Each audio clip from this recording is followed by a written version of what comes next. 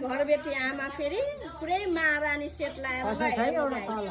आमा हजुर आज फेरि महारानी सेट लाएर त पुरै महारानी जस्तै देखिनु खै के सेट हो यो हामीले लाउन मिल्दैन र महारानीले मात्र लाउने हो र कति पर्ने हो ल आमा हजुरले लाइहाल्नु भयो अब यो खोल्न मिलेन हजुरले लिनै पर्छ है यो फुल सेटको मैले हजुरलाई हैन अब सबैजनालाई नै एउटै रेट राखिदिएँ 3500 मा हुन्छ नि अलि घटाउनु भाइ होइन आमा यो त हेभी सेट हो यो मिल्दैन हजुरले घटाउनु भन्नु भने फेरि सबले घटाउँछन् क्या घटाउनु त पर्यो नि अलिअलि त बोले त कहाँ पाइयो त नि ल सबै हल्का घटाइदिनु यसमा त मिल्दैन 3500 हो